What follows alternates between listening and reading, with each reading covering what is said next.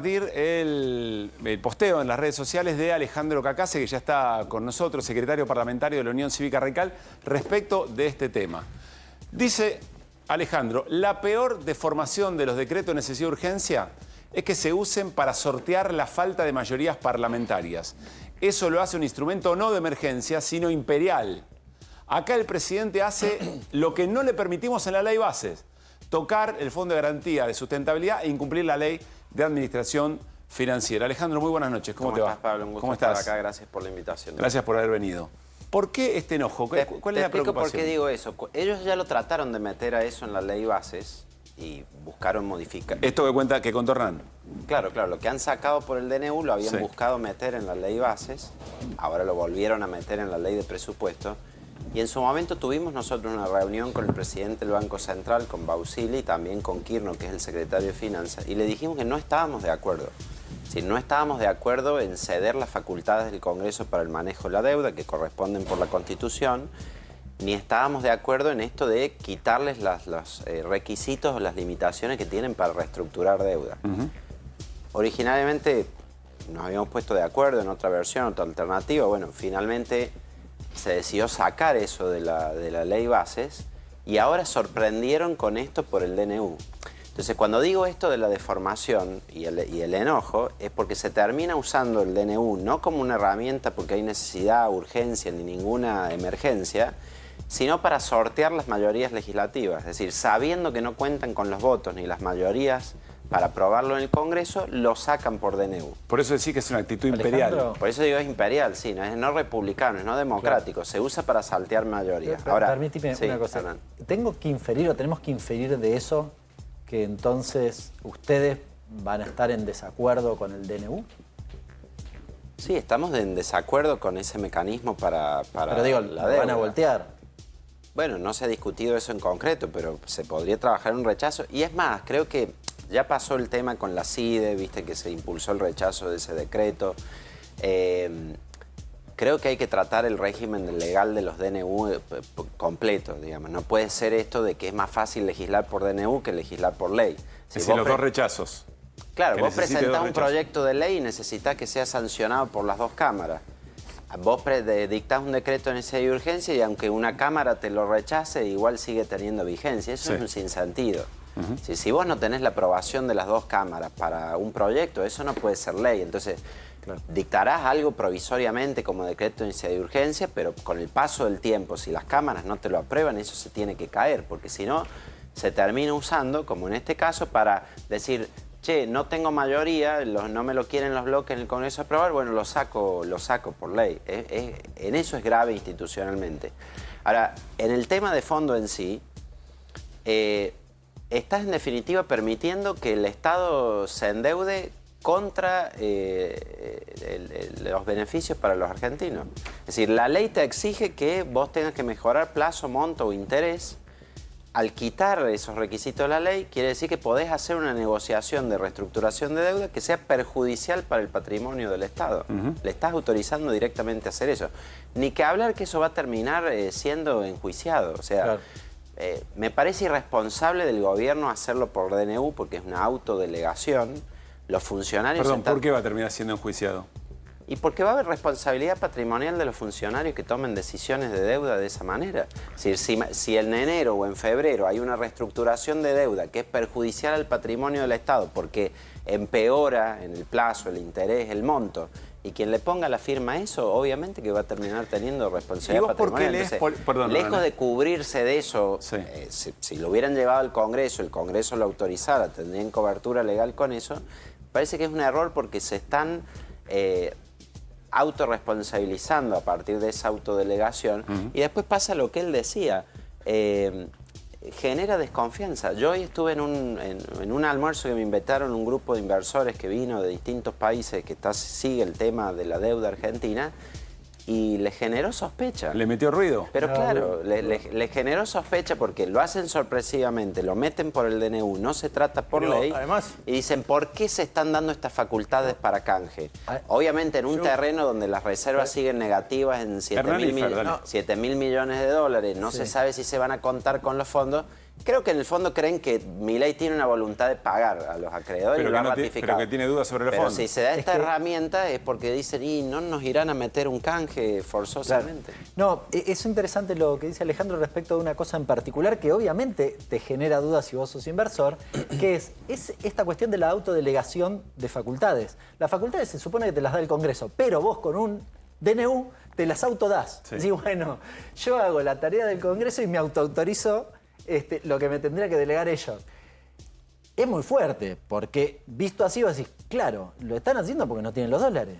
Para el inversor no me sorprende esto que... Claro, eso de la autodelegación jurídicamente no puede ser. Como vos bien marcaste el artículo 65, esta es la ley de administración financiera, es una delegación que el Congreso hace para decirle, mire, esta facultad que la Constitución dice que corresponde a mí hacer el arreglo de los pagos de la deuda al Congreso, se la dejamos al Ejecutivo hacer siempre que mejore estas condiciones, plazo, interés o monto. Igualmente, yo creo que lo que hay que prestar atención, y me parece que en un momento los diputados van a tener, y senadores van a tener que tomar conciencia de que hay cosas que no duran mucho tiempo. Es decir, si vos ves pocos meses, 2 o 3 meses antes de la caída del 2001, que generó el semejante desastre, había un montón de publicaciones que hablaban de que, bueno, el futuro no era tan malo, no era inminente la caída. No se vio venir de lejos, digamos. No se vio venir de lejos, sí. Y en el 2018, cuando viene el fondo y todo que decían que era para adelante, subió a 70.000 millones de dólares las reservas, si vos no la tocabas o devaluabas, y bueno, te ibas a quedar con 70.000, Brasil tiene 300 y pico de mil,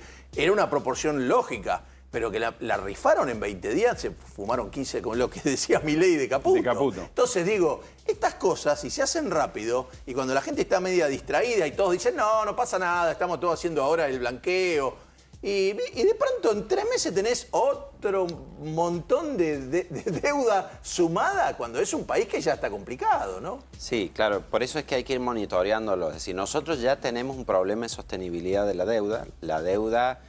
El stock total de deuda de la Argentina de diciembre para acá ha crecido en casi 70.000 millones de dólares, parte por la cuestión de la evaluación y el tipo de cambio, y el está como en 450.000 millones de dólares. 450.000 millones de dólares de deuda tiene la Argentina. Sí, ha subido sustancialmente, claro, Bopreal, las diferencias por los ajustes de cambio, entonces tenés que ir monitoreando esa sustentabilidad. Sí, bueno, pero con una de esas te ponen una firma, salen y chao, después se va el muchacho y no me dejaron gobernar, se va Caputo y sale corriendo. Por eso que tienen que estar los controles. Ahora, cuando los abusos son recurrentes, porque pasa, como digo, el DNU de la CIDE, ahora se dicta este DNU, bueno, ya te tenés que empezar a cuestionar la utilización del instrumento en sí.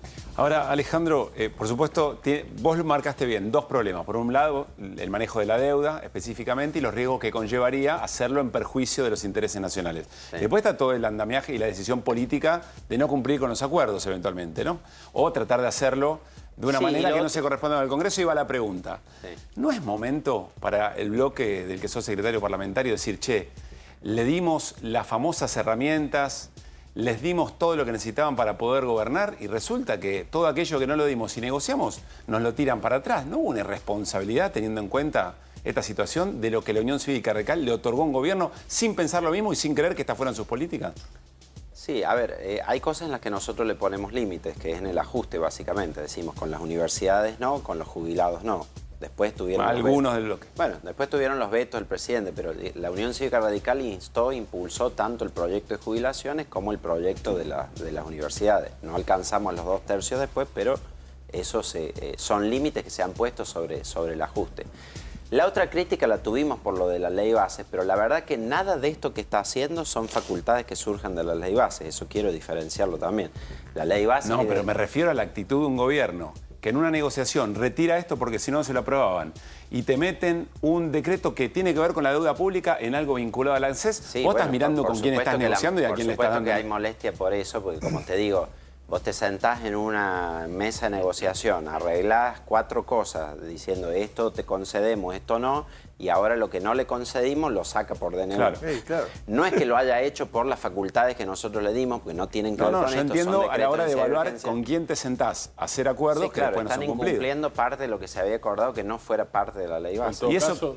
Dale. Sí, pero en todo caso te estás sentando, no estoy en contra de sentarse, digo. Al contrario, la política estoy escribiendo. La política es sentarse. Pero claramente, vos decís imperial, usaste la palabra, te estás Sí, porque sentando con un gobierno que tiende siempre a la suma del poder público. es legítimo que busque la reforma nuevamente en el presupuesto. Claro. Es decir, si dicen nosotros no conseguimos los votos en ley base, pero lo metemos ahora en el presupuesto, es legítimo que lo haga y que busque los votos.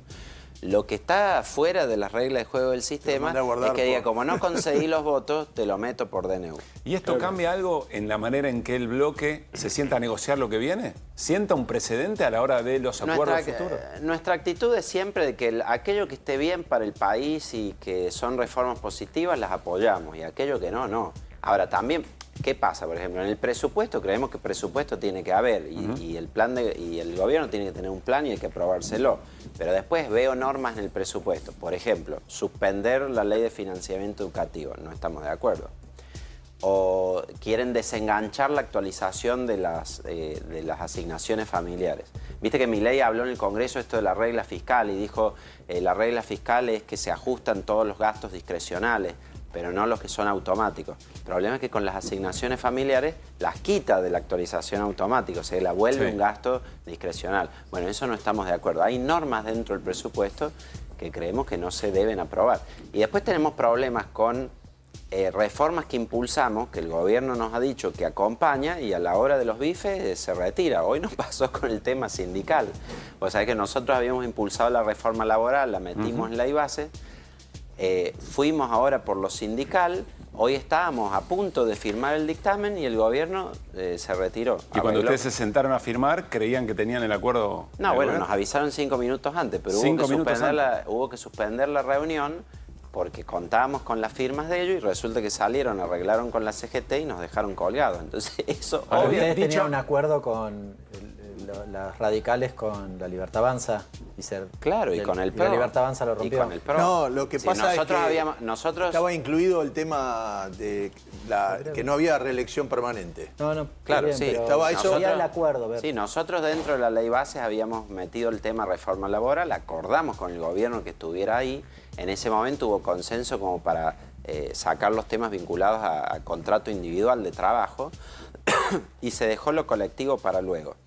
Pero vos hablas con ellos y te dicen que ellos están en contra de los sindicatos, que los gremios son agentes bloqueadores del sistema, que son obstaculizadores. Bueno, nosotros dijimos, perfecto, hemos peleado por la democracia sindical desde Alfonsín para acá, es nuestra oportunidad. Fuimos con el dictamen, que claro, pone límites en la reelección en los sindicatos, límites a los términos, impulsamos paridad de género, transparencia en el manejo de las obras sociales, bueno, todo lo que hace transparencia y democracia sindical. Y bueno, ellos directamente, sí, por ellos sacarían directamente. Pero tenían el acuerdo, está contando que tenían el acuerdo hasta 5 minutos. Sí, yo sí, te digo lo que digo. Es lo que te dicen, pero después al momento de firmar el dictamen se retiraron.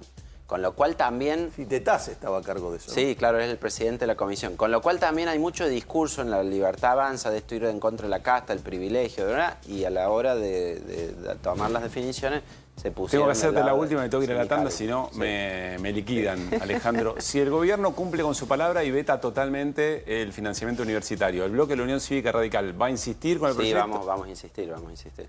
Pero nosotros tenemos un compromiso... ¿Todos los integrantes?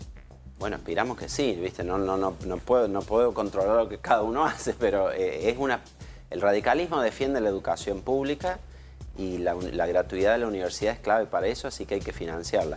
El costo fiscal es bajísimo de ese proyecto, 0,14 del PBI, es perfectamente financiable, así que todo lo de Milei, de las degenerados fiscales, todo es excusa para en realidad ajustar sobre la universidad pública, que debo decir... Los trabajadores de la universidad pública se les ha ajustado 20 puntos más que al resto de los trabajadores del Estado que ya han perdido muchísimo en su salario. Ha caído el salario a la mitad. Nos comprometemos, si Milei veta y la Unión Cívica Radical por alguna razón es funcional ese veto, volvemos a charlar. ¿Nos volvemos a sentar acá? Sí, obvio, pero vamos a insistir. Nosotros impulsamos el proyecto, incluimos los salariales en el proyecto y si lo veta lo vamos a insistir. Alejandro.